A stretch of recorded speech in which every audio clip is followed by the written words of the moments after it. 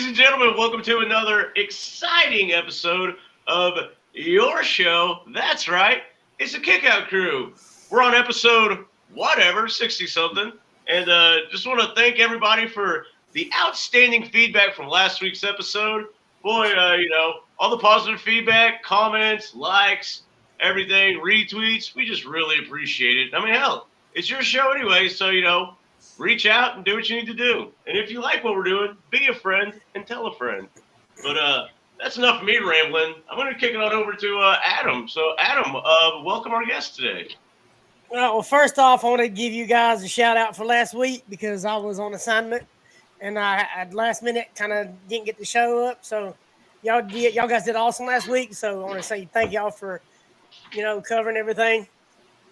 But I was able to reach out to Mr. Evan Polisher from AdFreeShows. He's kind of the man behind the scenes that kind of coordinates everything and keeps everybody in line. So we're able to get him on and join us for a couple of matches. So, Evan, if you want to say hello? Absolutely. Hey, guys. Appreciate you guys having me on. That was the first time I saw that intro. That got me fired up. I like it. But, yeah, thanks for having me on. Thanks for thinking of me, and excited to be on with you guys. All right, cool. Awesome. Yeah, awesome. Shout out JD Hoop. Awesome intro. Oh, he put it together? Yeah. Excellent. Oh, and I also got a bone to pick with whoever said I was stealing food off of people's plates at Top Guy Weekend. That food was provided or given to me. I was starving. I did not steal it off people's plates, but yes, I did welcome it when it was offered to me. So That would be a Brad. Yeah, thanks. That would be me. Did I use the word steal? Maybe I did. all good. But no, I was absolutely starving, and appreciate whoever handed me their half rack of ribs, and I know Lindsay gave me a bucket of fries, so much appreciated. I can't say nothing. Brad gave me half of his pizza, so I can't say a word. That's what community is all about, feeding each other. Good stuff. So what's going on? Well, Not a whole lot. Just chilling.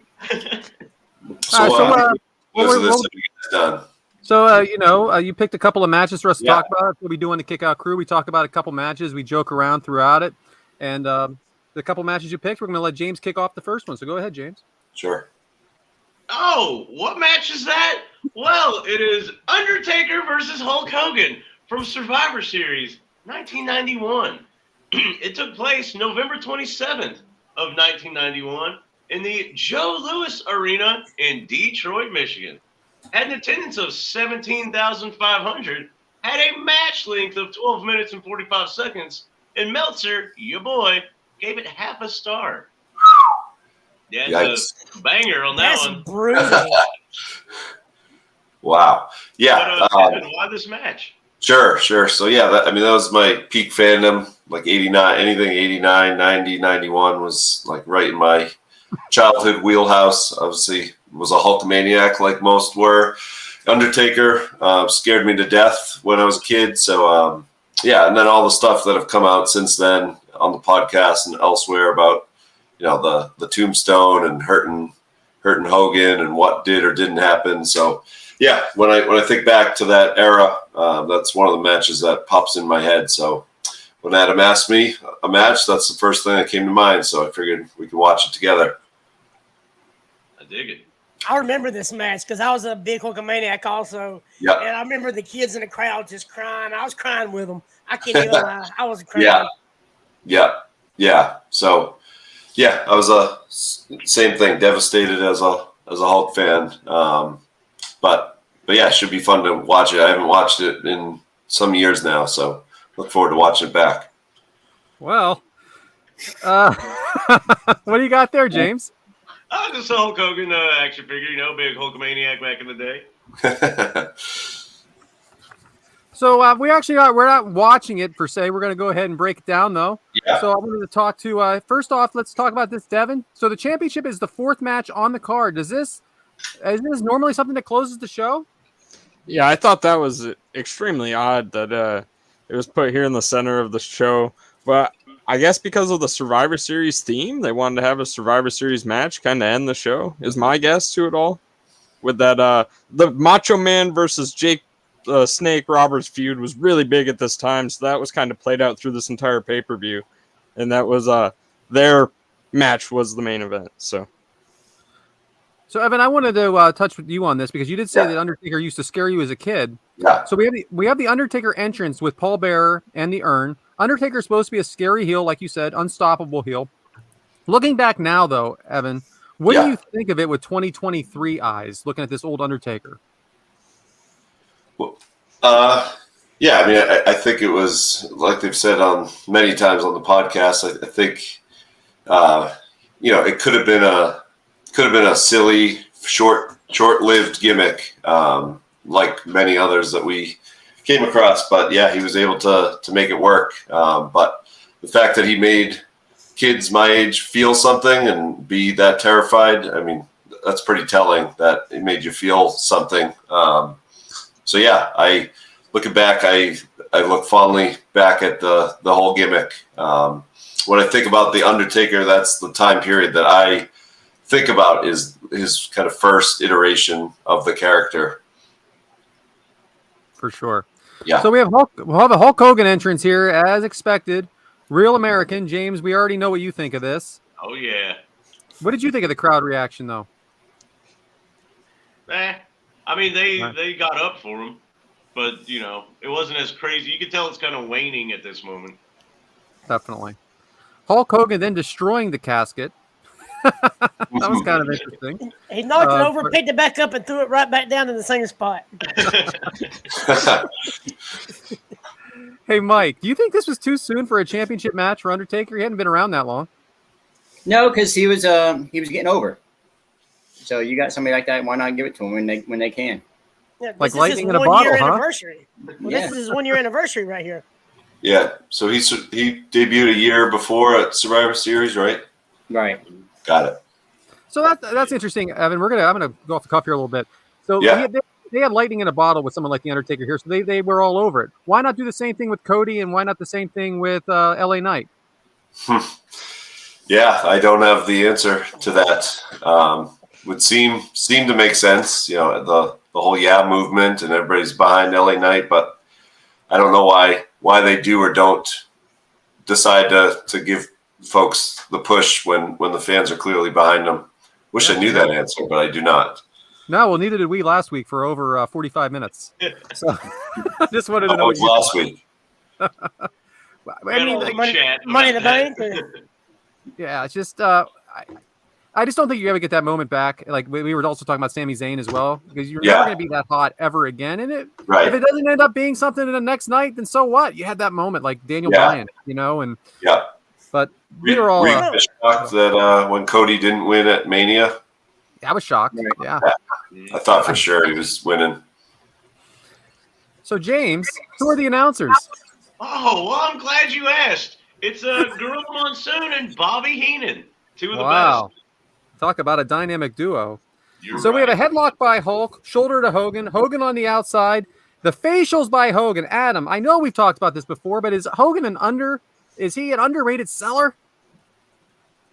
Yeah, it goes back to his days in Japan. I mean, you got to, to break down the whole match. Look what they did during the match. What did they do? Punches, kicks, and clotheslines. That's all you got to do. And he made it look like Undertaker was killing him. So, I mean, I forgot how good this match was, even though it was a half a star or whatever the hell Jackass would give it. I'd give it at least 3 stars because Hogan made Undertaker look $1 million. That's right. Mm-hmm. So we have Taker with the Hogan by the throat. Taker doesn't need to do a whole lot here, but we just talked about this, Devyn. This is going to be tough with Devyn and Evan. Devyn, he doesn't need to do a whole lot to get a reaction, does he? Oh, no, not at all. During this time, he's playing his character fantastic. He's got the crowd in the palm of his hand. He can look quick, just give a quick stare, a glance. The whole crowd is in shock just looking at him. It's pretty astonishing, honestly, looking back at it. Like, you don't see anyone today playing a character as great as these two. So now, Evan. Well, how fast he was, though. Well, hang on. During the match, y'all see how fast Undertaker's moving? to be 6'10", 300 something pounds. How fast he is! He's so slow in between the moves, and then when he goes to do the move, he's so quick. Like corner to corner, he's amazing how fast he is. Evan, are you a Bobby Heenan fan? And how do you feel about the way he stayed true to how much he hated Hogan through his entire career? Yeah, huge Bobby fan.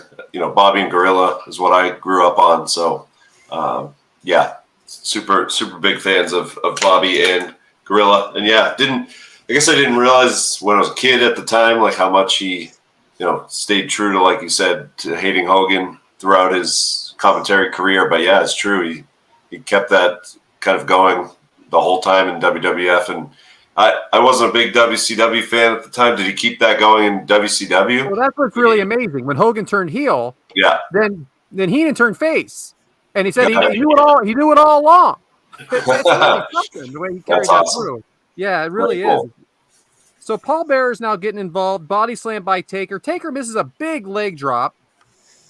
Hogan throwing punches, clothesline, not knocking him down though. Taker selling very little. Hogan reacting a lot. Mike, now we see it all the time when these guys they do a no sell.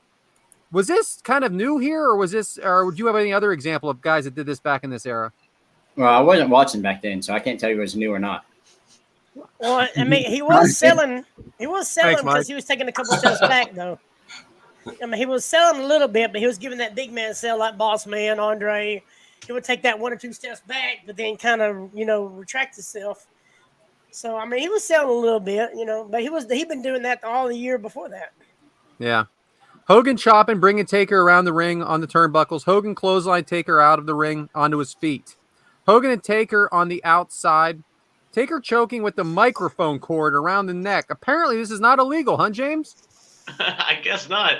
Seemed like it happened in front of everybody, but, I think Paul Bearer was trying to distract the ref, but I want to say the ref was facing like that way towards the action.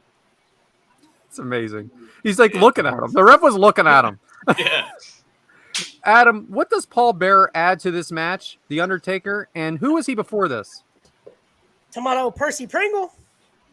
Yes, sir. So, oh man, he added a whole different dynamic to the Undertaker. Just all he had to do was hold that urn. That's all he had to do was just hold it up, and that made the Undertaker just this almost a mythical person, and just a little subtle. Put his hand around their neck. That's all he had to do. I mean, he's not a big guy. He's not going to be the athletic guy, but all he has to do is these little subtle things, and it just puts these little different accents on everything the Undertaker's about. Taker manhandling Hulk in the ring. Paul Bearer involved again. Devyn, have you ever seen this match? And if not, what did you think? So I saw it a few times when I was younger. I had a DVD of the Undertaker's greatest matches. DVD. So yeah, this was on there. So I did see this a few times, but I love going back and watching it. I thought it was a great nostalgia act. How old were you right here when this was matched? Perfect question, Adam. Perfect. So Survivor Series 91. I was born in November of 97, so it's 6 years before I was born. -6. Love it.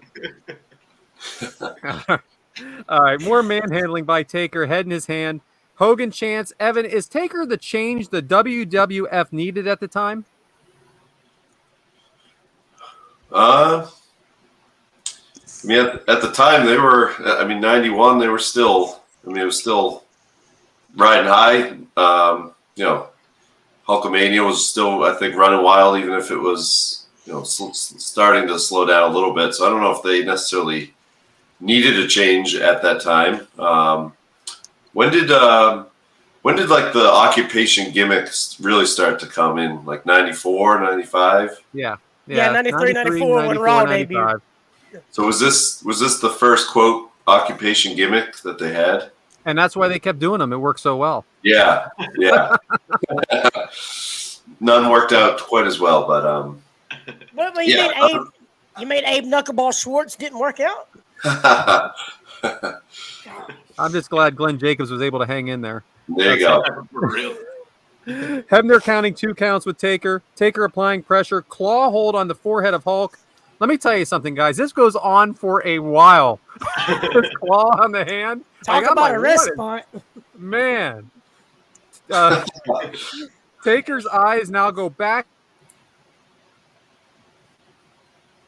Oh, yeah. Oh, we have lost Brad. Arm drop twice from Hebner to Hulk, like dropping the arm again, and now he's hulking up. Kicking Taker. Y'all miss that when they do that 2 thing and then the third one, they keep it up? Yeah. It does seem like a lost spot. Yeah, that's old school stuff. I love it. But then you have a flying fist to Hogan. He's down. Now it slows down again. Now the urn's in the air. Tombstone pile driver to Hogan. And then the big no sell. Mike. Hogan pops up after a tombstone pile driver. We've seen this move for decades. Was this a little outrageous for Hogan to be doing this, even though it's part of his character? Yeah, you can say it was because it's, putting down the tombstone. So it's making it not seem as strong as it could be. Jeez, oh man. I would have that nobody's ever kicked out of it. And right after he does it, and then Hogan just stands right back up. Like I would have preferred it. Like if he'd have choke slammed him and he would have popped up, I'd have understood it better, but not the tombstone. So now Hulk's taking over. Looks like he's got control. Taker down to one knee. Crowd erupts when he moves to that one knee. Amazing, Alan, how something so little like this gets such a reaction, isn't it? That's storytelling, brother. I mean, because the Undertaker's really never been knocked down for the year he's been there. Then when Hogan drops into a knee, your hero finally knocks down that villain, that boss of the game, knocks him down. Yes. But then he gets right back up. Like, damn it. Yeah. Ric Flair on his way to the ring. Okay. Distracting Hogan from the leg drop finisher. How about the black robe, Devyn? Are you a fan of the robe of Mr. Flair? I'm a fan of every robe that Mr. Flair has had. He's always been that flamboyant, beautiful, looking like a real heel champion. I kind of want to touch on that really quick. You seem confused why he was coming out here, but earlier in the show, earlier on this pay-per-view, they showed a promo from a couple weeks ago of it was I forgot what it was called when Paul Bearer had his backstage segment. But, funeral parlor? Yeah, the funeral parlor. Yeah. So during that, the two of those guys had an altercation, Ric Flair and Hulk Hogan, talking about who the real world champion is. So I feel like that's why Flair was down here to really. I watched that part too, and I noticed they blurred out the big goal on the Peacock Network. I don't know why they did that. I don't know. I heard that, like, we've all heard about that when Ric Flair brought the WCW Championship over to WWF, and then eventually heard that Ric Flair started using the older tag team titles. So maybe at that time it was the tag team, and they're blurring it to try to act like it was. I don't know. But. So we have a big boot to Taker from Hulk, another distraction from Paul Bearer. Taker has Hogan, tombstone pile driver onto the steel chair from Flair, into the pin. 1, 2, 3. Now, I'm going to go ahead and kick it to a question for Mr. Evan Polisher from our good friend from Australia, Ben Jones. Sure.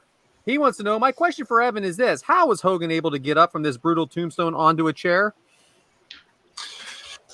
Even better question, considering the stories that have come out after the fact of him, what did he say? He broke his neck or something severe. So, yeah, don't know how he did that if he was that hurt. I don't notice these things as much as some of these guys. I try to live in the moment, but they bring me right back down to earth for sure. So there is a healthy mix of cheers and boos here, though. A healthy mix of cheers and boos. Long live the Undertaker. Now we're attending to Hogan in the ring. Hulk Hogan looked like he was crying to the crowd. Or there was the fake Hulk Hogan in the crowd. I don't know if everybody saw that. That was crying. Hogan down for a while, and there is just a lot of commentary, and that is the match. So what is it that you remember the match, or just the whole how much you love the characters, Evan? Yeah, I mean, I don't remember as you were going through the match. I don't remember different spots of it. I really just remember. I remember the Flair interference with the steel chair and the tombstone on it, and Taker winning the championship. But I'd be lying if I said I remembered some of those spots in there. The claw thing is funny. So I really just remember, puts me back to being a kid, and like I said, remember the finish, but not much else.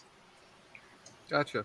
Yeah. There wasn't much else in the match anyway. Yeah, I was gonna say with a half a star rating, I don't know if there was too much to forget, but hey, listen. My favorite match of all time is Hulk Hogan versus King Kong Bundy at WrestleMania 2. And it's only because of my age and where I was and where I was in my fandom. Yeah. Elvira on the call. Yeah. And it doesn't get too many stars. So that's okay. That's back when Brad was in college, so that's why he remembers that match so well. Well, that's the match. So back to you, James. All right. Well, rocking and rolling, that was a fun match. A lot of rest spots, but it is what it is. But hey, do we want to hit a topic, or what do we got going on? Well, we know that our good friend Evan is on a time crunch, so we're going to go ahead and just we can go ahead and see what Evan has to say. If anything he would like to riff about today. On the spot. No, I mean I know there were some questions about Top Guy Weekend and how that all comes to be. So happy to answer some of those, or if we want to wait till later. We can do that now for sure. Your call. Let's do that now. Sure. Can I start us off with one, Brad? Oh, before fine, we even Devyn. get to Top Guy Weekend, Evan, I'd like to ask you, how did you get involved with this entire ad-free shows community? Great question. So yeah, I'll try to spare some of the details, but essentially, when Conrad, Bruce's show first started getting really popular, was a fan of it. Just listened on my way to a shitty commuting work. My commute was 90 minutes each way, so a lot of time for podcasts and sports talk radio, etc. But anyways, social media is my background, and saw that they had a presence on Twitter and had an Instagram account, but really didn't do much with it on the Instagram side. So just had reached out through Twitter, Conrad's DMs at the time, and lo and behold, he got back to me, and one thing led to another. But essentially, I was just running their Instagram as a fan, and that spawned into some other shows like What Happened When's Instagram and some other social. So long story short, that led to some other opportunities in the wrestling podcast space. I worked with Sean Mooney. I was kind of his right-hand man for 2 or 3 years during his podcast, Prime Time with Sean Mooney. Did some brief spots with Lillian Garcia had a podcast. Terry Runnels had a podcast. I was just trying to get my foot in the door with some other folks and kind of figure out if this was a hobby or if I could actually figure out a way to make some money out of it. But fast forward to November 2019, reached back out to Conrad. Sean Mooney's podcast had started to wind down, and just reached out to see, hey, is there any revenue making opportunities that are in the works or that you're thinking about? And lo and behold, he had just started to think about what we called the Super Patreon, where we're bringing all of his shows under one Patreon instead of having them fragmented to separate Patreon. So he says timing is everything. I think timing is just the key to this whole thing. He had this idea had just started to come about. I had reached out right at that time. They were looking for somebody to kind of take the ball and run with it.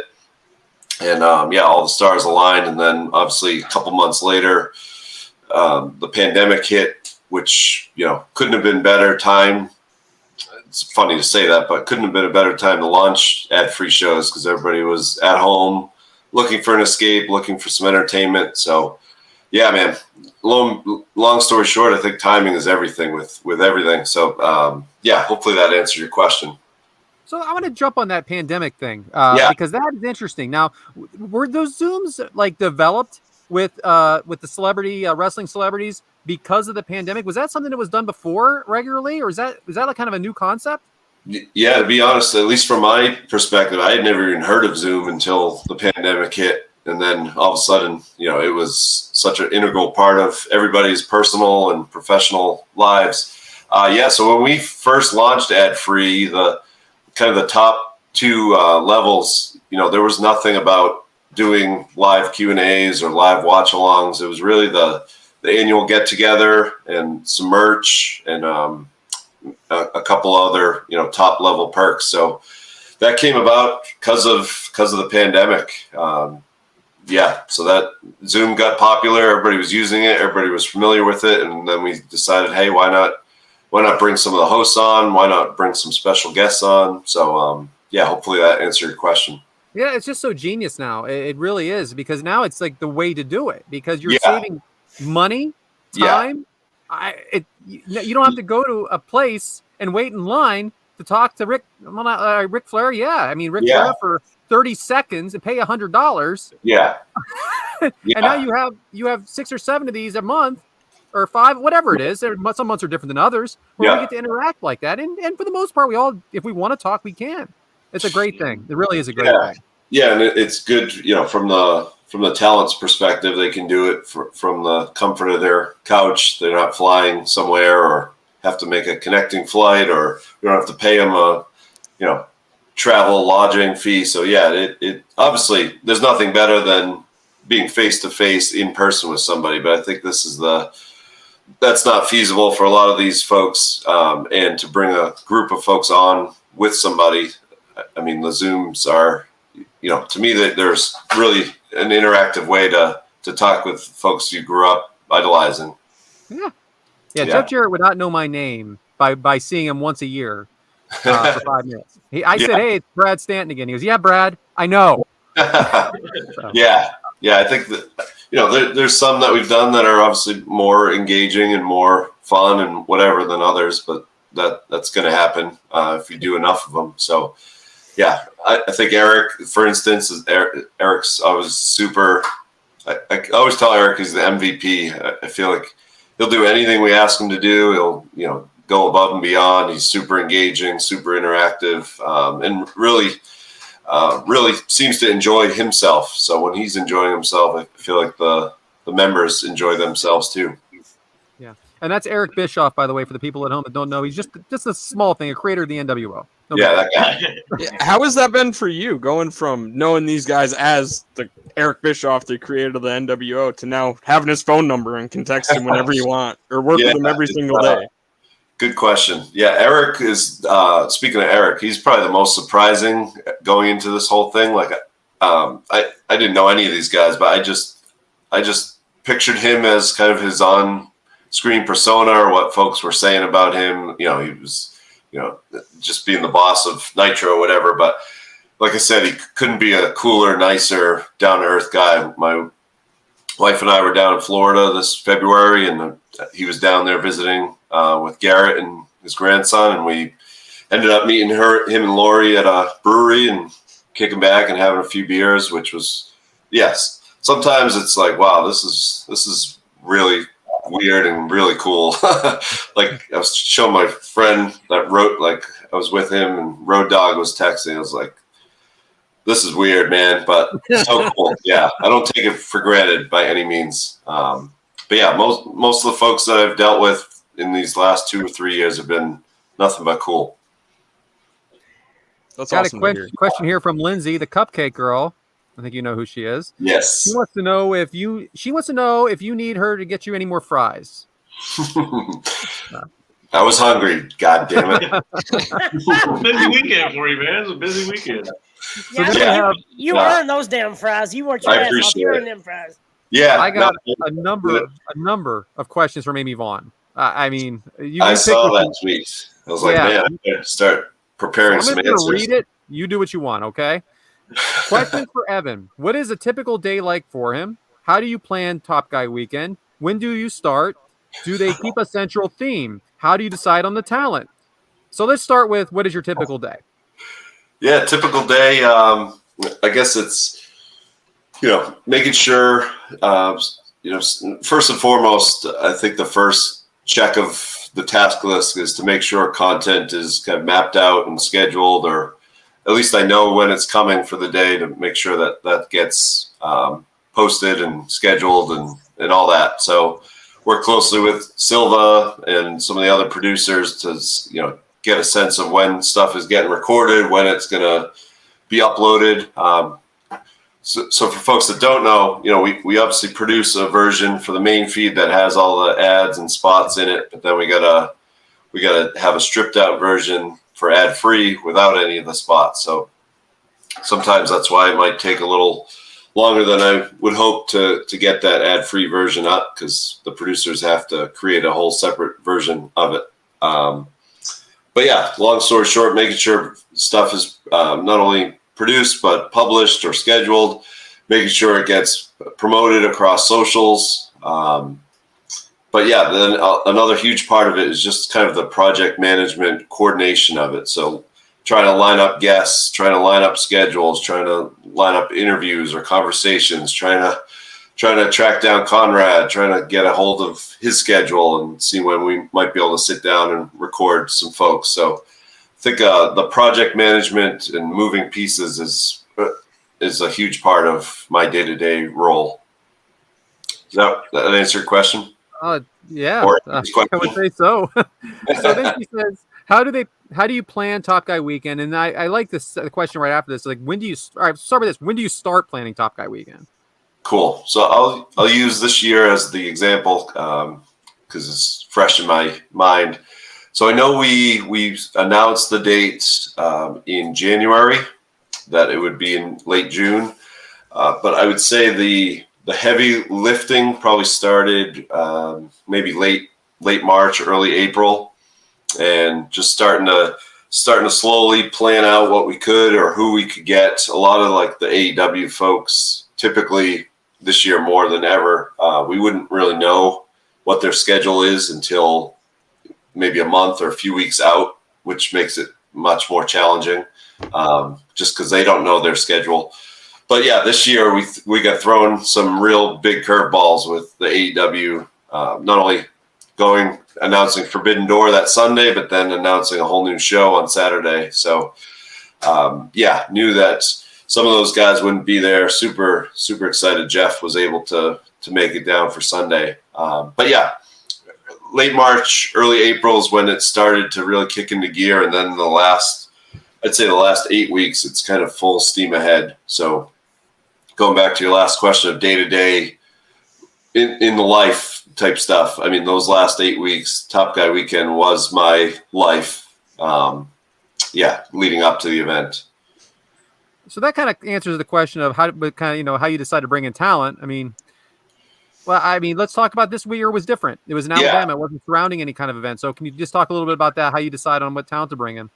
Yeah, so this year was different for a number of reasons. We were kind of forced to think outside the box, which I think in the end worked out really well. I know folks had provided feedback in years past that they wanted more interactive stuff, more community stuff, more time with each other. So I think we really leaned into that this year. Based on the feedback we got, but also our hands were kind of forced. We were in Huntsville. We were not piggybacking AEW. So like Sting wasn't in the other room where we could say, hey, Sting, come here.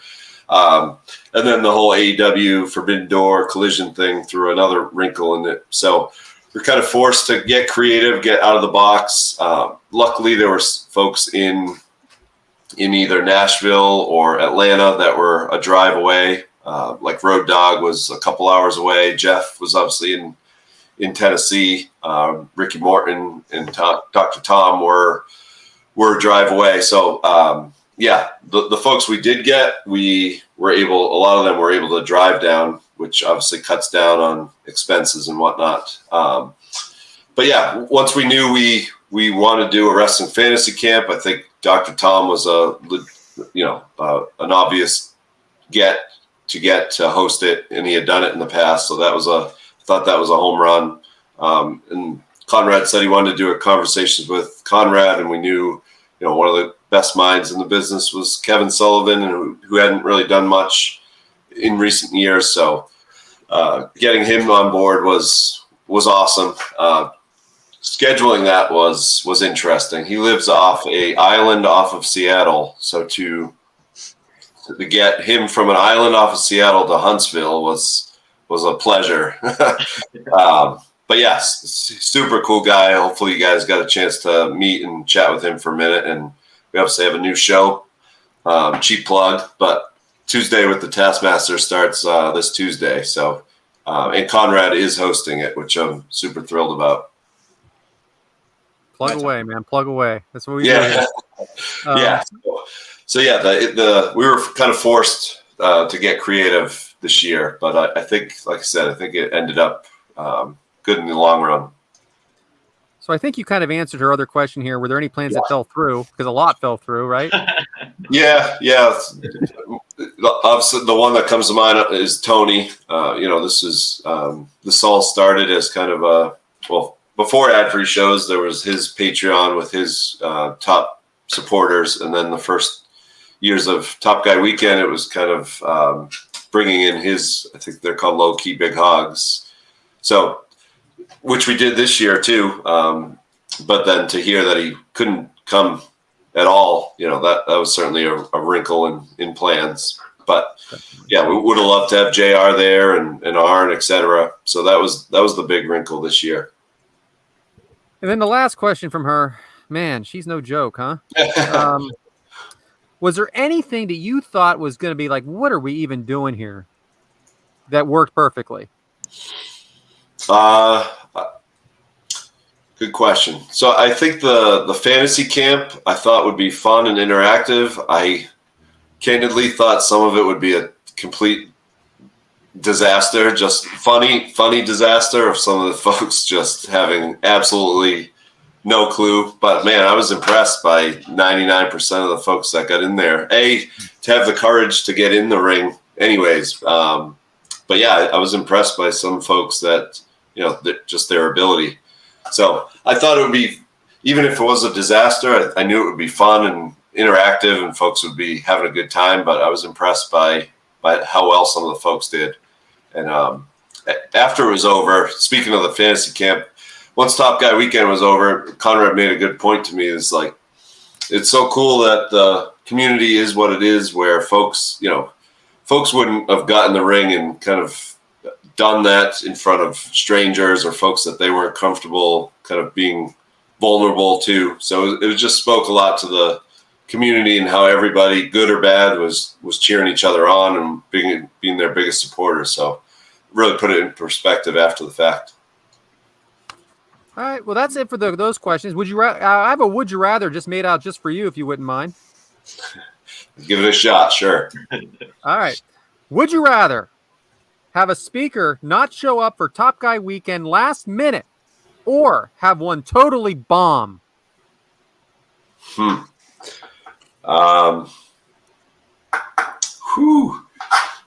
What's option C? No.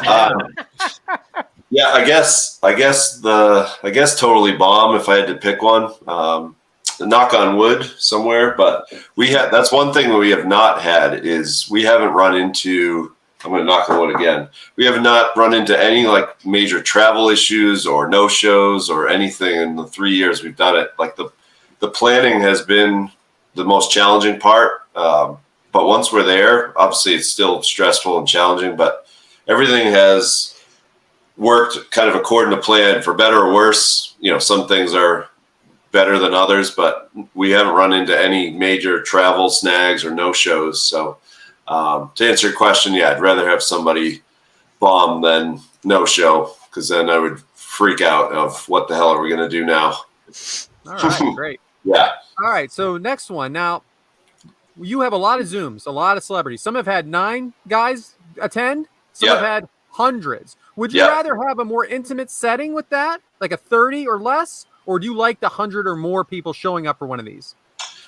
So I think it's cool when it's more intimate, that folks have a chance to. We're not rushing folks along to try to get to everybody's question. We're not, they feel like they could take their time and ask one or more additional questions.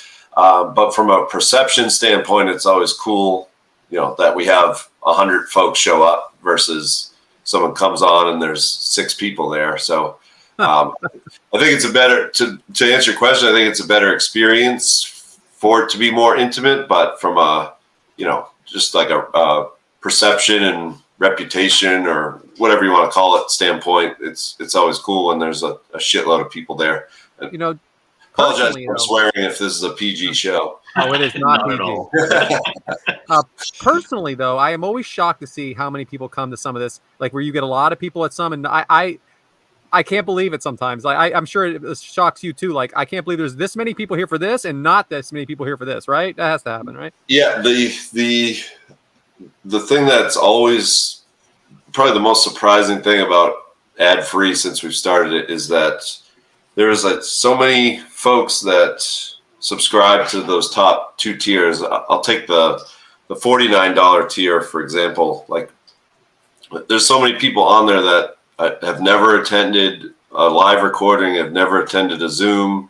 I obviously appreciate their support, and they're supporting for their own individual reason. But yeah, I would think some of these would be appointment viewing or appointment seeing. But yeah, it's typically, we get obviously the core cast of characters that join a lot of these, and then we get some other folks here and there. But yeah, it's surprising to me that we don't see more of the top supporters on some of these.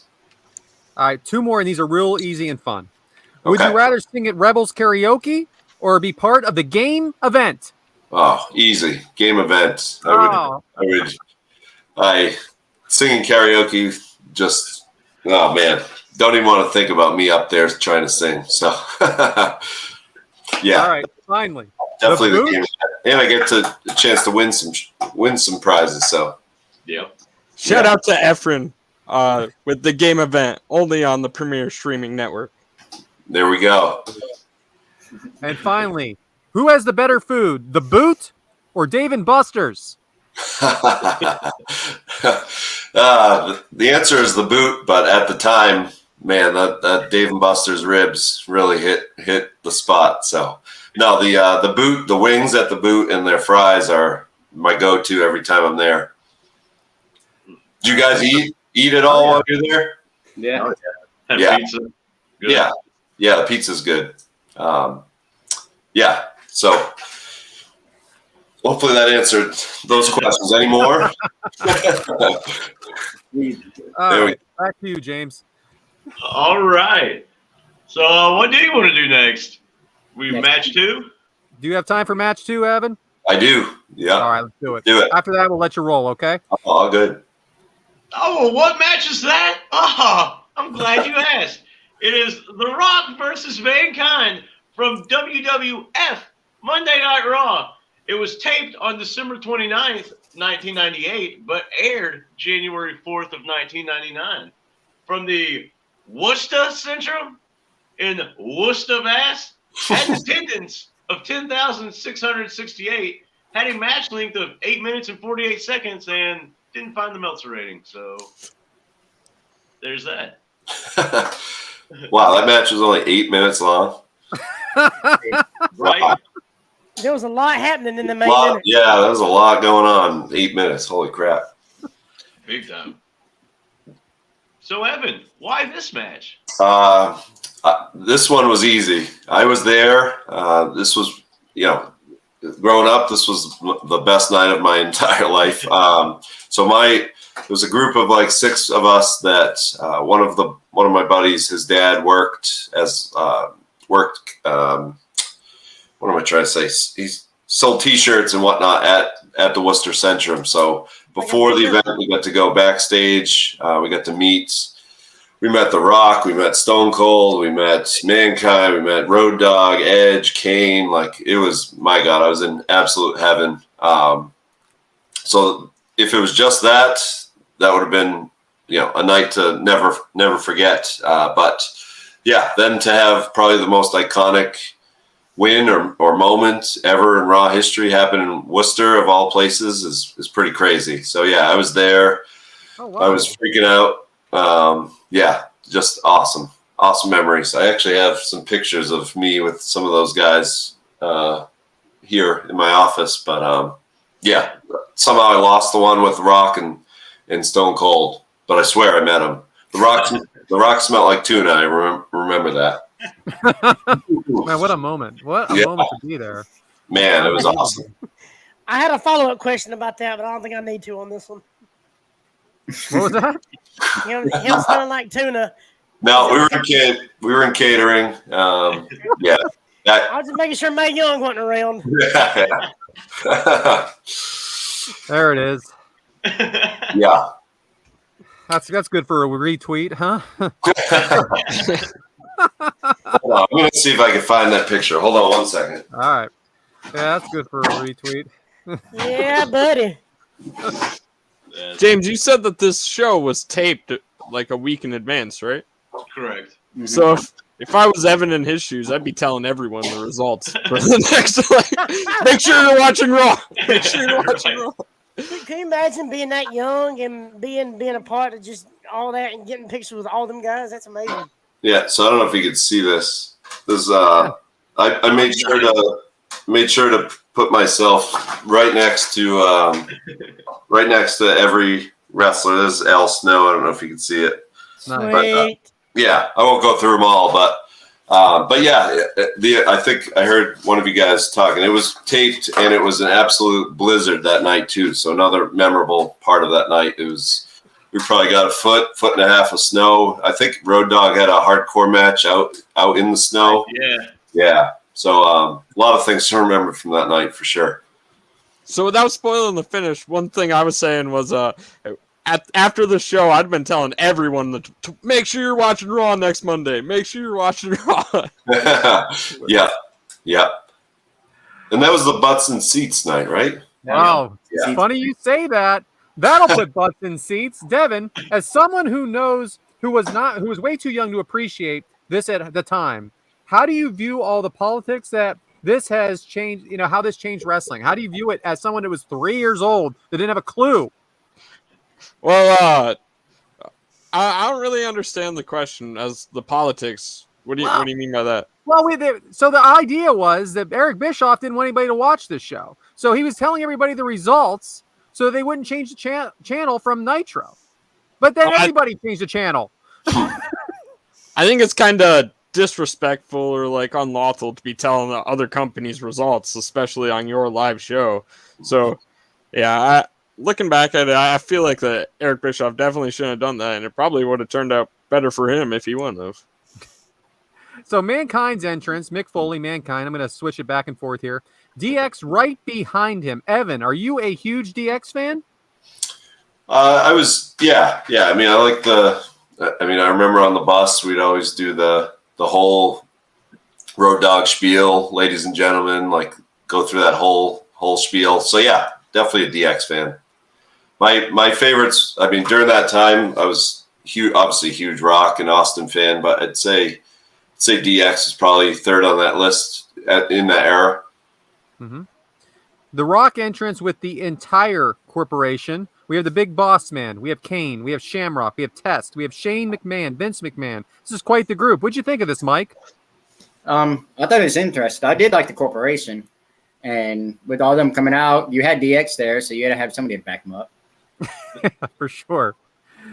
James. What's up? Come on, baby. Who are the announcers and where is Jim Ross? Jim Ross was taking some time off at this time, so we had Michael Cole and Jerry the King Lawler. Yeah, Jim Ross, one thing he always talks about is how he wish he could have been here for this, so it's a shame. But, punches by The Rock, tells the corporation to stay out of it. They are already on the outside. Adam, there is nothing polished about Mankind. Why would Vince get behind a character like this? Well, that's the thing, because the next week he comes out and Mankind talks about how nobody had anything to do with him except for Jim Ross. And so Jim Ross actually, he kind of put himself on the line for this guy, and then he just kind of just got over on his own pretty much. Because everybody showed his effort. I mean, he tried harder than almost anybody, probably. So, I mean, hey, give the man a shot. Why not? Caution of the wind for sure. Yeah. Let's see what happens. Rock throws Mankind over the steps. They're slugging away, and then he throws steps on his back. Oh, man. Chairs over his head. Devyn, who's your favorite corporation and DX members? My favorite corporation member was probably Test. Saw him standing out there holding the Rock's championship. He's looking like a stud. He probably had potential. Mm-hmm. And DX, my favorite has always been Road Dogg Jesse James. I think he'll always be one of my top 5 favorites. Good answers. Good answers. Evan, I got a complicated question for you. Okay. We all have our opinions about a tape show and a live show. Now, we all blame Tony for the butts in seat comments. But in fact, the WWE published on their website the day it happened that Mankind won the championship. Why would they do something like this? To be honest, I didn't know that. I didn't know they posted it on their website. Interesting. Yeah, I mean, I guess as a way or an approach or strategy to get folks to, I guess, tune in and watch it happen. So I guess it's another way to look at it versus tune in to be surprised to see what happened versus, hey, something huge happened on the show. Here's what it is. Like, tune in to watch it. I don't know. So we all know that, like, the internet wasn't what it was back in 1999 right. It is now. So, but at the same time, it seems like here you have Eric Bischoff on one hand thinking he's hurting the company or their company by leaking this. But yet they already leaked it. It blows my mind. Yeah, no, I admittedly didn't know that they leaked it themselves. I obviously knew about the butts and seats and WCW leaking it, but did not know that WWF leaked it themselves. What do you got, Adam? I got you an idea. Maybe it's because title changes wasn't real big on Monday Night Raw. So maybe it was kind of like, well, hey, we actually have a title change on Monday Night Raw. Y'all should come check it out. Because it wasn't a big thing back then. Yeah. No. It's just very interesting. So now we have a back body drop to Mankind onto the outside. Mike, does this guy know how, like, onto the, all right, so the back body drop on the outside on top of the announce table, does he know, like, that there's a ring in anywhere here, or are these guys just going to hang out on the outside? Sometimes I don't think he knows there is. And if so, he don't want to be in there. Right. So now Rock grabs the headset and gives commentary. James, how clever is this? I like it. I thought it was cool. And then, because he's like, Mankind, you're thirsty, you need some water, and he takes a big swig, and then Mankind hits him, and he does the spit take, And then Mankind grabs that and puts it on. I thought it was funny. I thought so, too. He drinks water. Mankind punches the Rock. Lawler's funny as hell here as well. Now and then, Mankind has the headset. It's all good stuff. I made a mistake there a minute ago. I got confused on the outside. Rock bottom onto the announce table was what actually happened. I apologize for that, guys. And I was going to say to you, Adam, how career shortening is this? Going through a table? Yeah. You've done it a few times, right? Yeah. As an in-ring performer. Well, I don't want to tell you without giving away all the secrets. Here we go. You mute yourself, you're done. Time. I'll reach for the mute button, but I ain't going to do it. No, I mean, I'll tell you, going through a table ain't as bad as what you think.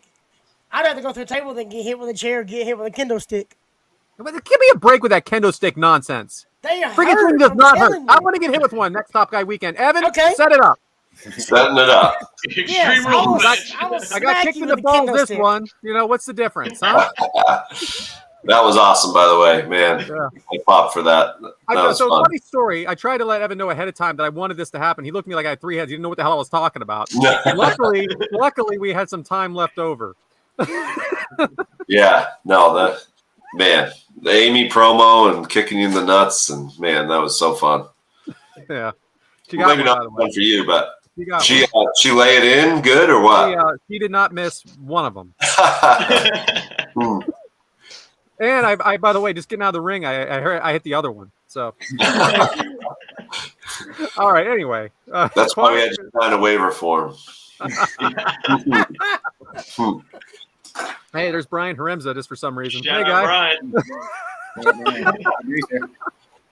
So we have a lot of quiet. Talk about a running podcast. Oh man, this is what we do, man. All right, there's quiet commentary, and they're finally in the ring. Rock punching. Devyn, is this a wrestling match or is this a production, pal? Right. Yeah, it's a wrestling match, but the whole thing, it's just cinema. Like, you can't take your eyes off it. There's action going around everywhere. Mankind's got people backing him up. Rock's got people backing him. It's great. The whole thing was great. Yeah. Mankind falls into the ring. Scoop slam to Mankind. Rock drops the corporate elbow. Now, Evan, is this the most electrifying move in sports entertainment today? Absolutely. Freaking ridiculous. The corporate elbow. Shoulder up for Mankind. Don't know how he was able to kick out of this since, he's been hit with 6 chairs, but the elbow, watch out, everyone. Swinging neck breaker from Mankind. Championship belt to the face of Foley. Mike, did the crowd think this was it? I thought so. A lot of the other ones did. I'm telling you, it looks like a finisher. It does. DDT onto the belt from Mankind to the Rock, but he's out at 2. Now we have Mr. Sacco. Adam, how many Mr. Saccos do you have? And is the mandible claw a good finisher? It's none of your business how many Saccos I have. And the mandible claw is actually a very hard-ass finishing move. Take your 2 fingers and take it under your tongue and push down. See how long you last. Oh. Push down harder. That was hard. Maybe a sock in there too now. Mandible claw. Did the opponents pass out or did they tap out when they did it?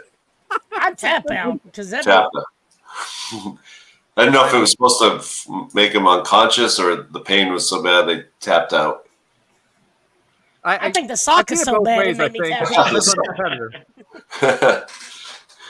So now we got a chair to the back. A chair to the back of Mankind from Shamrock, and freaking like a freaking nut job. Billy Gunn in the ring, just freaking taking over and making sure that ended, which I love. Yeah. And then the glass shatters. That pop. This is a shit. James. That pop. Biggest pop in Raw history. It got to be damn close, right? If not, 1A, 1B type thing. I can't really think of anything else that was that loud. Maybe Dolph's cash-in was loud, but this is like iconic. Like, this is huge. The floor probably fucking, caved in a little bit for people jumping and shit. Evan, you were there. What was that like? How loud was that? Yeah, I was going to ask, how was it being there? Yeah, Evan, you were there. I didn't know that. So what was it like? Yeah, I mean, everybody was just lost their goddamn minds, just screaming and jumping and a lot of bro hugs. And yeah, it was awesome. Yeah, I mean, you couldn't tell there, you knew it was loud, but then hearing it on TV, it's crazy. I think it's the biggest pop in Raw history. I agree. Yeah. I agree. And then as Rock is just starting to stand up, a chair to the head of Rock. Stone Cold slides Mankind on top of the Rock into the 1, 2, 3 to an absolute eruption. And I'm telling you, I can't watch this match without getting chills. I can't imagine what it would have like being in that crowd, Evan. Yeah, I just realized, there's 2 massive pops. Obviously the Austin surprise and then the actual fact that he won. Because I don't know if people thought he was actually going to, get the 3 count. So two iconic, reactions within a 2-minute span. So pretty cool. Absolute chaos everywhere. The Corporation, DX, Stone Cold. Michael Cole on the call. He's not Jim Ross, but I thought he did a hell of a job on the call. He's been known as, I'm paraphrasing a little bit here. He's been known as Mankind, Dude Love, and Cactus Jack. But tonight, he is champion.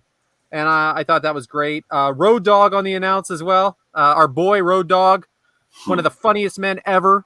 Yes. Alongside Cassio Kid. I mean, the comedic timing, unbelievable. But again, him on the call announcing Mankind is champion.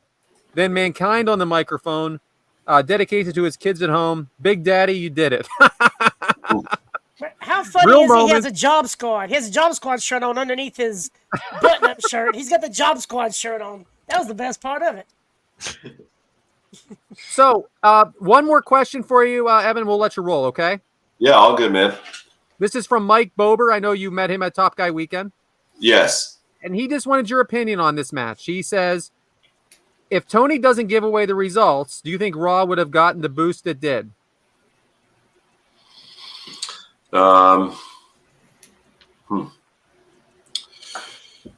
Yeah, I mean, the reason I'm hesitating because I didn't know the tidbit you just had mentioned earlier that they gave away it on their own website. But yeah, I think what transpired with Austin's return and that crowd and Foley winning. I mean, I think no matter what had happened, whether it was spoiled or not, I mean, how could that not have made a massive impact on the Monday Night Wars? Absolutely. Yeah. All right, guys. Anything else for Evan? No, I got one question. I know you were heavily involved with the Ric Flair's last match. Yeah. There you go. How involved were you? Like, did you get to go over like the ending? Did you have any? I mean, how much did you get to be a part of the whole Ric Flair's last match? Yeah. So I was. So I didn't have anything to do with the layout of the matches or the finishes or anything of that. It was more. I was more of in a promotional, marketing, social media role of, we did all those video packages and vignettes and the lead up to it. So just what's cool is I don't think we spent one penny on marketing dollars to advertise that card. Everything was done through the podcast and through social media, which is really cool. So so to answer your question, was a part of the team that helped promote it and market it and blast it out everywhere on social, but had nothing to do with the card or the finishes. I was able to sit in on the booking meeting that afternoon or the day before that was led by Road Dogg and some other folks. So that was really cool, just being a fly on the wall of how that all came to be, of what a booking meeting looks like and going down the show rundown and all the pieces that come together for it. It was an education for sure.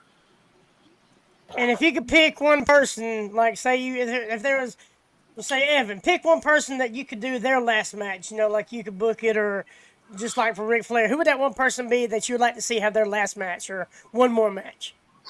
Well, I'm happy. Side note, I'm happy to see after Top Guy weekend that our boy Lash LaRue's getting back in the ring. Yeah, I saw that. Oh yeah. So once you might have seen the video we posted online, but yeah, once everybody cleared out on Sunday, he spent probably 45 minutes in the ring. So first he was taking bumps, running the ropes, and then the Tiger Kid got in the ring and they legit had a full-on pseudo match. So yeah, that was super cool to see that he's getting back in it. I knew it wouldn't be long after he got in the ring. You could tell he got the itch again.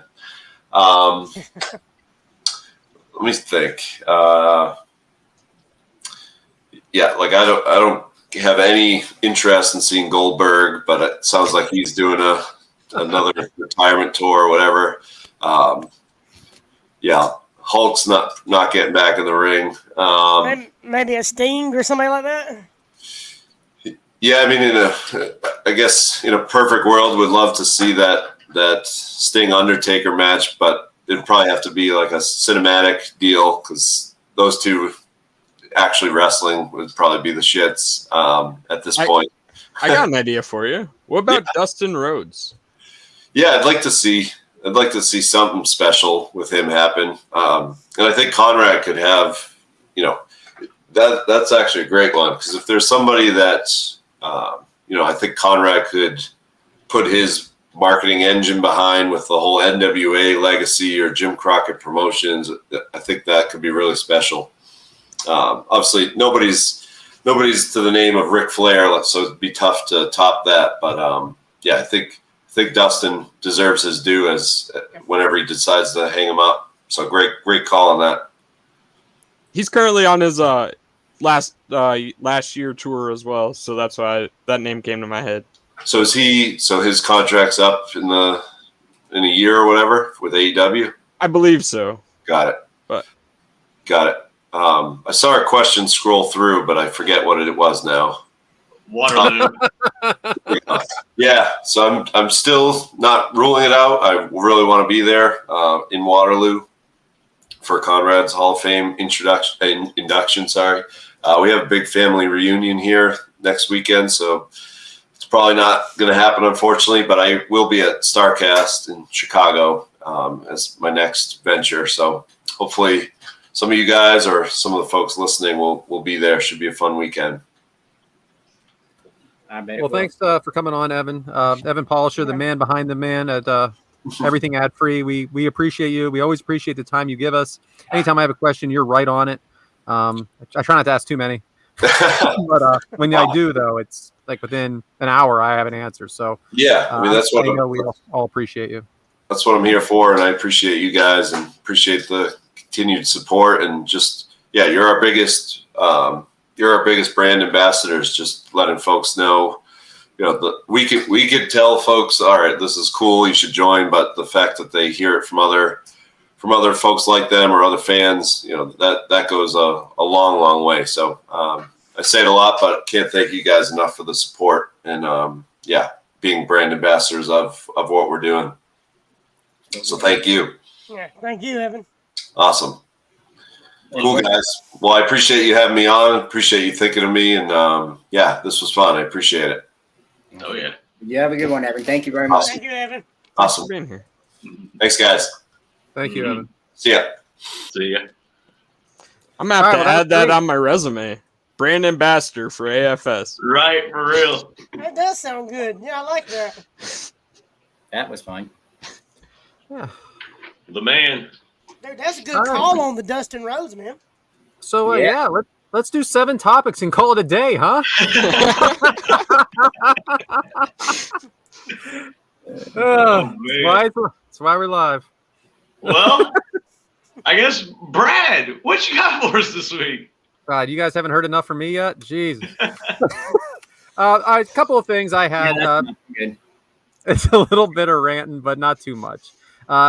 A positive note, I wanted to say that it was my parents' 50th anniversary. We got to celebrate for that. A couple months ago, we didn't know if we were getting there. And my dad went through, open heart surgery, emergency. And, well, he got there, and he's doing good.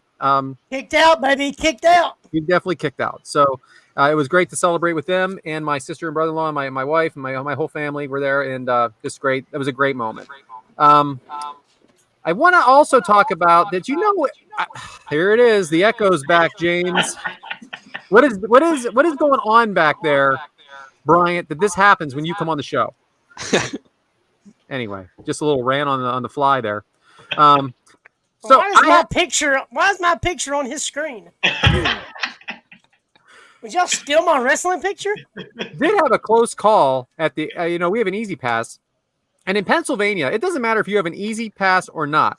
Okay, it just says keep moving through these through the toll stations. You don't got to pay; they'll send you a bill later. Just keep moving. So I'm very used to that. Just keep moving. Well, guess what? In Ohio, one of those things comes up for you. So I'm going like 40 miles an hour through this thing, and I slam on my brakes, and I am telling you, it was that close to me just busting through the bar.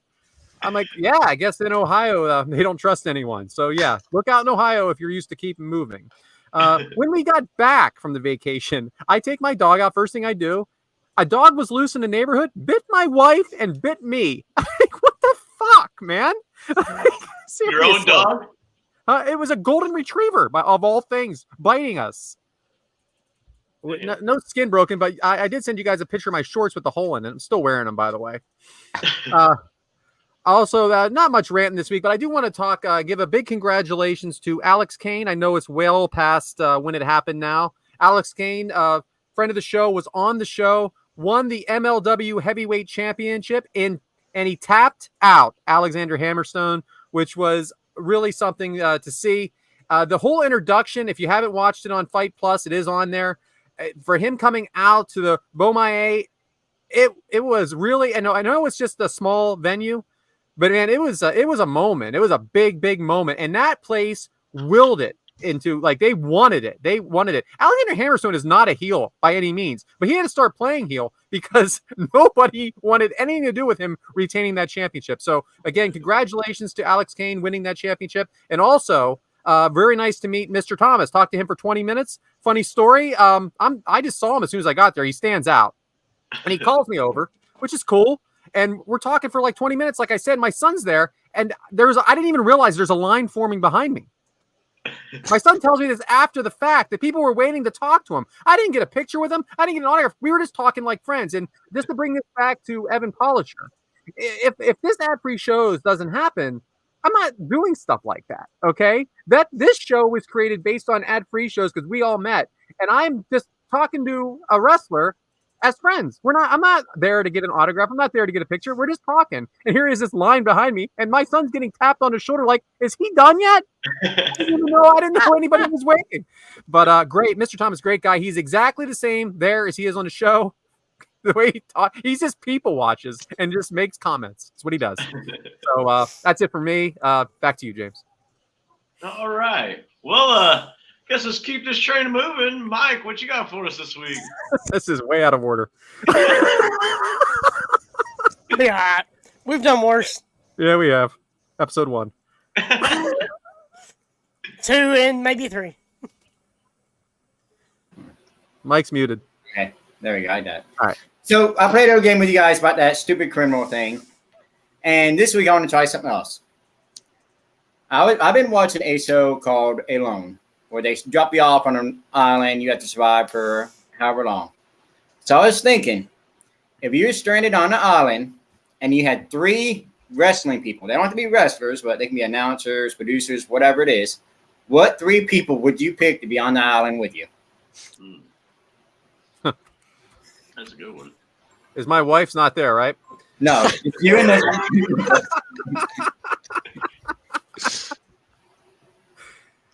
Oh, wow. Well, are we picking them because they're going to help us survive, or are we picking them for just purely entertainment? Whatever you're going to do. Okay. You pick. You guys you're on a big old plane with every wrestler there is, and it crashes, and you 4 are the ones that survive on this island. So that's who you got. All right. I got you. I got you, too. Go ahead. Who wants to go first? Go ahead, Devyn. Let me start. So my first pick that I would go with is the Stalker. You remember that gimmick back in the 90s? So I would take the Stalker. He's a hunter, a fisher. He'll be the food supplier for us. Then I think I'm a pick Road Dogg Jesse James. I said his name earlier, but he's a entertaining guy. He's gonna keep us all laughing, keep the good times rolling on there. Then I think for my final pick, I'll go with his former teammate, Jeff Jarrett. He'll bring a guitar. We'll all have a good time. Sit around a fire and eat the Stalker's fish that he caught us. Yeah. All right. Nice. Come on, Adam. You got to beat me through this, Yeah, man. I'm getting blown up on a call, so I want to answer this and step off for a second. Oh, here we go. Well, no, it's a buddy of mine. He says, an emergency, can you answer? So I set him to the side just so I could chat with you guys. But no, I picked the Undertaker because he's got a ton of stories. Probably Edge because he played Vikings, Viking show, so I think he'd be all right. And Randy Orton, just because I like Randy Orton. Nice. I'm going Nikki Bella, Brie Bella, and then I want to have the Jim Ross to call all the action. Nice. Okay. So you're the one that's gonna have to supply all the food? What was I plowing? Oh, supply. I'm sorry. Listen, whatever happens, happens. After the first day, I don't care. I watched that Total Bella show. Speaks for itself sometimes. I watched that Total Bella show, and they're not too handy with a fishing pole. So yeah, I'm good there. Go ahead, James. Let's see. I know I'm going to pick Undertaker because he stared down a shark, here recently. So he ain't afraid of no shit. So I would take him for sure. Michael Double J, Jeff Jarrett. I feel like he would be. He's always like moving. His brain's always like ticking, so he'd figure out survival stuff and how to go. Let's see. Got the tough guy. Got the thinking guy.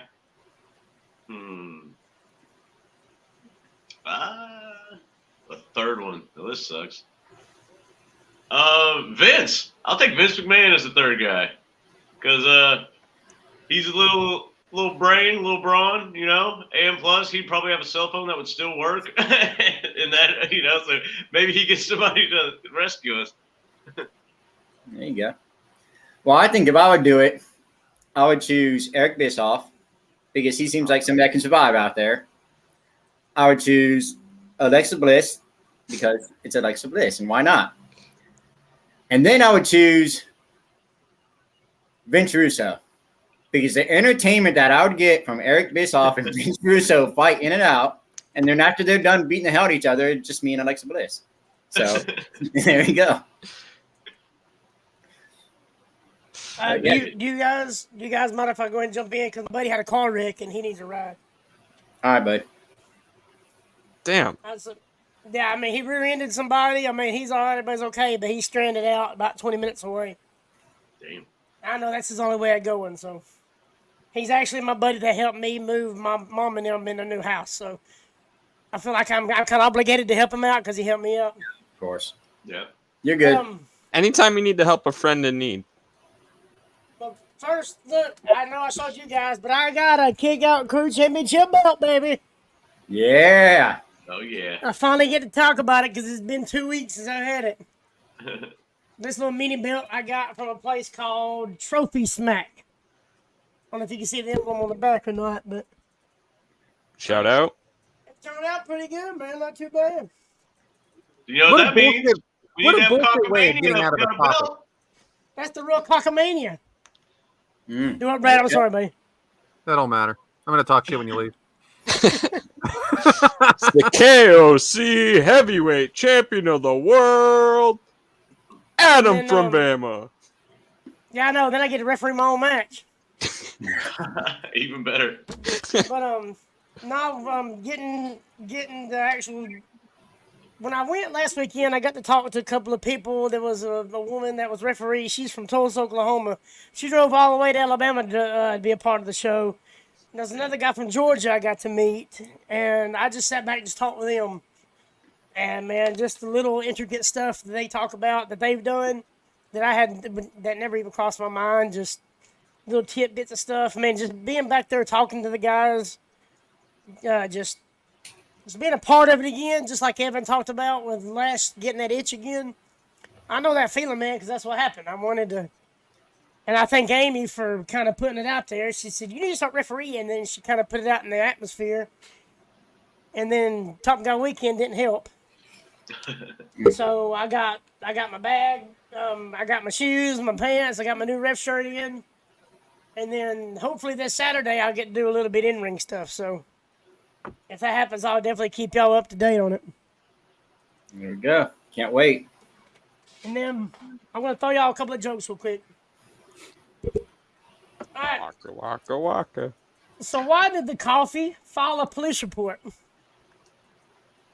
Because he got mugged. Oh, who didn't know where that one was going? Yeah, I like that. All right, so I was going to tell you guys a joke about time travel, but y'all really didn't like it. I don't get it. Because I time traveled and told y'all ahead of time and you didn't like it, so I didn't tell y'all the joke. Jesus, Devyn. I didn't get it either. Jeez. Did you hear about the guy that got hit in the head with a can of soda? He's okay, because luckily it was a soft drink. Hey-o. Hey. Waka, waka, waka. And then the last one is, did you hear about that restaurant on the moon? It has great food, but no atmosphere. Man, I really thought it was going to be about cheese again. But yeah, I just want to throw them out there real quick, man. Let me go help my buddy out. But great, like I said earlier, great show last week, guys. I'm sorry I missed it. And hopefully I won't miss too many more like that, because most of the stuff I do is on Saturday or Sunday. So hopefully I have our recording days open for y'all. Thanks, brother. Have a good one. But all right, hey guys, y'all have a good one. Brian, behind the scenes, thank you for everything, brother. Hope everything's okay, Adam. And then there were four. And then there were four. And then there were four. Go ahead, Mike. I'm done. And then there were 4. That's We right. all said it. All right, guys, I got to get going. Nah, I'm good. Well, What's next? This thing's do all we out have of any order. other listener questions? I guess we can rattle out. No, that was it. Right on. Well, Devyn, looks like you're up. All right, so it will be about 11 days from now, or 11 days in the past now. We had GCW Forever. At GCW Forever, we saw Matt Cardona come out dressed, mimicking the Undertaker, dressed as Ryder Taker. He had Steph DeLander with him. She was mimicking Paul Bearer. They had a whole gimmick. I thought it was pretty fun, pretty entertaining. I would just like to ask you guys, what are some of your favorite times in wrestling that we've seen wrestlers imitate other wrestlers? Oh, what about when Big Show did like Hulk Hogan and all that? That was one of the first ones that came to my mind. Yeah, He had that whole gimmick. People, I thought that was pretty cool. Oh, that was great. He was coming out as Rikishi and Right. Yeah, I thought all that stuff was cool. I mean, I'm a fan of. It wasn't really exact, but Damian Mizdow. Oh yeah, that was pretty neat. I love that. They blew it, man. That guy had charisma. He's just. I know it wasn't exactly him coming out as him, but he was pretty spot on with everything he was doing. So that was my thing. I love that. I like that too when he's copying the Miz. Mm-hmm. What about you, Black James? Machismo. There you go. That's a great one. Jay Lethal copying Macho Man Randy Savage. Not copying, but What else? I definitely think that's great. When Undertaker acted like he was Kane and then took the mask off and it was Taker. Yeah, that was cool.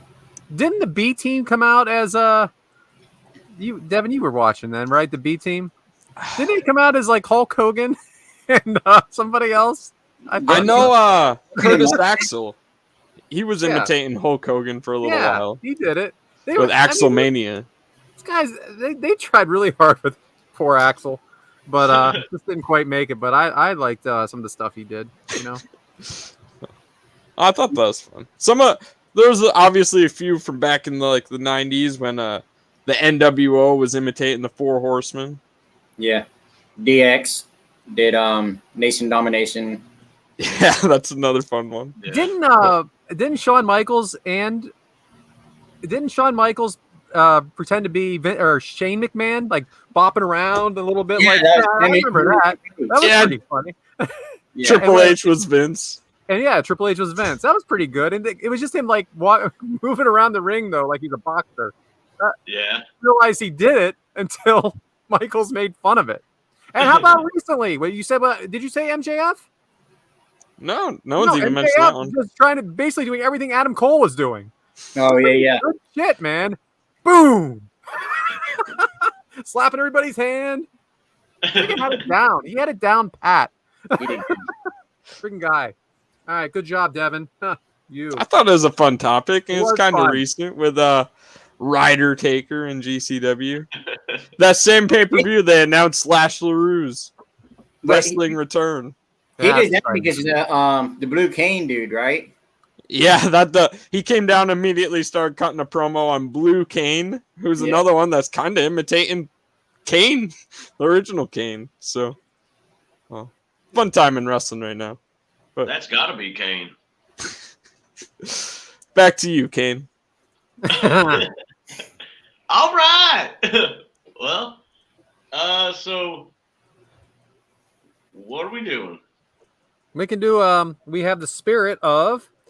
I guess we're not doing as an in-ring performer again. Thinking that's probably why he left. Yeah, maybe. Spirit of, and then we have Devin's demo. He just talked. Right. Well, I do want to thank Evan for being on, and the spirit of AdFreeShows could be, I just like the community aspect of it, like he was talking about, because some of us obviously went through some tough times at some point, maybe use the podcast to escape, and one thing I like about the community of AdFreeShows is maybe like paying it forward type of thing. Like when new people join in or something like that, maybe we can help them out. Like AdFreeShows has helped us out, and keep that like chain going. Maybe some people go through tough times and they sign up looking for friends. And here we are, just shit like that. So I think the community aspect of it is what I like. That would be the spirit of AdFreeShows in a nutshell. I want to comment on that. With you especially, James, you've done these Zooms for I don't know, almost 2 years, and you're always welcoming in anybody, and you're meeting them, and you're becoming friends with them, and you're introducing them to the community, and I always commend you for that because it was always a good thing, really a good thing that you've always paid it forward with that. Yeah. Reason why I became a top guy. Yeah, you're definitely an AFS brand ambassador, even if you didn't know it. Right. But maybe because I was going through some tough times when I first signed up for AdFreeShows, and it helped me. So maybe there's somebody else that could be helped, and you always want to welcome people in because the more the merrier type of thing, I feel. Yeah, I was self-made, but shout out Aaron Sheen. Yeah, shout out. Newest member, newest top guy. Newest top guy. Always welcoming new people in the community is a great thing, for sure. Well, you never know, what's your story type of thing. Like, what brought you here? What's happening in your life? What do you do? Shit like that. Everybody's a stranger until you meet them, That's a fact. Yep. I was about to say maybe somebody should have talked there. That's your line, though. Yeah. Yeah. Well, we gonna swing it back for a demographic? Hey, Devyn, bring it. All right, so my Devyn's demographic of the week is shout out to my former teammate, former classmate, Connor Fenlong, who just got signed to the Kansas City Royals to be a pitcher for them. I've only known one other person who's got to play in the major leagues, so I think it's really cool. He was always one of the top athletes in school, whatever sport, and he just got drafted to the freaking Major League Baseball. He didn't get drafted. He got signed immediately after the draft, but I'm proud of him. Good for him. Do you guys know anyone else that you guys close or know anyone that's been in major leagues or made it professional anywhere? I was a little young. Andre Coleman played at my high school, and he ended up playing for the San Diego team, and that was pretty cool. We won the state. I was in 8th grade when he was a senior, and we won the state championships that year, Hickory High School. And but I mean, he was more of like come to our class and like, hey, what's up, man? Like we were kids. But as far as professionals, no, that's about as close as I got. It's still cool. I got he's in Georgia now, playing for them. Gunnar Stockton. He played for the high school here. He was their quarterback 2 years ago, and then he got drafted to Georgia. So that's super cool. Yeah, I didn't know him, but it's from your town. Yeah. Dude in a grade below me played at OU defensive end. I think he got drafted by the Browns, but I don't know. I know he went to like the Canadian League for a little bit and stuff like that, but got drafted. Hell yeah. No, that's cool. That's just shout out to Connor Fenlong for my Devyn's demographic of the week. Shout out. Love it. Yeah. And what better way to watch sports than with some food, huh? So, Mike, what you got this week? Today, I got some grilled honey mustard chicken. So what you want to get is get some whole grain mustard. You can get, oh, look, you already got up there. You can get some coarse ground mustard or stone ground mustard if you can't find it. You need some honey, lemon, a garlic clove, smashed or diced or minced, paprika, salt, cayenne pepper, red pepper flakes, and of course, chicken. Ingredients is up there if you want to.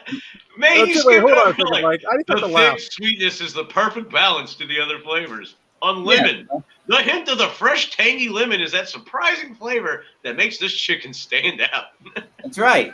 It's up there. Paprika just adds great color. Yeah, paprika for color. Right on. And of course, you want to whisk everything together. Split your sauce. Take out about 4 teaspoons of the sauce. Then pour everything else on the chicken. Cover it and let it sit for about 30-45 minutes until it gets to room temperature. You want to grill your chicken, and then take it off and serve it. You know what's funny, Mike? I think what Devyn was doing there, I think he was trying to point at the ingredients, right? Yeah. So now I'm not sure how it looks on your screen, but on my screen he's pointing at his action figures. So I'm not like I don't know. The camera's all switched then. Yeah. So like, what do these guys have to do with this chicken? And it just took me a minute. Well, because Sammy is a chicken. Chicken, and he pointed to Sammy. So perfect. That was good. Good job, Mike. You're welcome. So back to you, James. All right. Well, what an episode, huh? Are we done for the day? Oh, Mike's going to talk about next week. Oh, yeah. Well, hey, Mike, what do we have next week? Yeah, I talked about this one. Well, next week, we're going to go to a Before They Were Stars.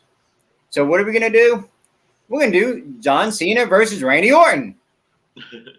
However, we're going to do it at OVW, January 19th, 2002. Our next one, Smoky Mountain Wrestling. We have The Undertaker versus the Unabomb. That took place August 4th, 1995. Who's so Unabomb today? I probably could have asked you this off air, Mike. Do you know how long these matches are? They're only like 5 or 10 minutes, something like that. You want to do it watch along style? Because they're on YouTube, right? Yeah. Hi. I love making decisions on air, right? Let's do it. So tune in next week for your watch along. 1995 with The Undertaker. And there we go. We're having a watch along version of the Kick Out Crew. Well, we can do it because it's on YouTube. That's the only reason I say it. That works. Yeah.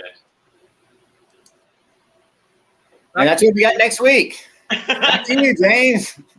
Right on. Well, can't wait for that. Sounds like it's going to be fun. If you want to rant about some stuff, boy, howdy, that would be something Brad could help you with at Yes Man Brad. If you want to know what it's like to be an in-ring performer, well, that would be something that Adam could help you with. Waka, waka, waka.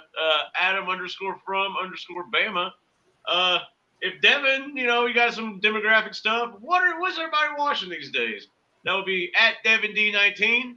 If you got some food, you want something on your show, your recipe, then you can hit up Whitaker, Whitaker 1028. And Bryant, shout out. You can jump on and say something if you want to. Bryant Haremza, the man to take the last ever photo of Vince McMahon on television. Why am I included in this again? I don't know. This is your show. That's what I'm always told. It's your show. You asked. No, your show. It's that name right there on the bottom, producer. Yes, and I take that with pride as I showed up late, as always. So it's all good. It's all right. It worked out perfect. Not really. I was messing around with it, and I screwed it all up. It's fun to learn, right? I mean, learn on the fly here. Yeah. So, yeah. Yeah. Wait, sometimes you have to learn on the fly to just. What? Am I supposed to say waka waka waka or something like that? I don't know. I should have. Speaking of jokes, the ending of this is always a joke. But yeah, hey, sometimes you got to shuffle things around. Things may not work out as they always seem. Sometimes, who knows, it may work out for the better in the future. But there won't be a future unless you kick out at 2. Because if life pins you down, you just throw that shoulder and you kick out at 2. Because that's what we do on your show, Kick Out Crew. Want to thank Evan for spending some time with us. Want to thank all you guys for joining us. And hey, we'll see you next week before they were famous.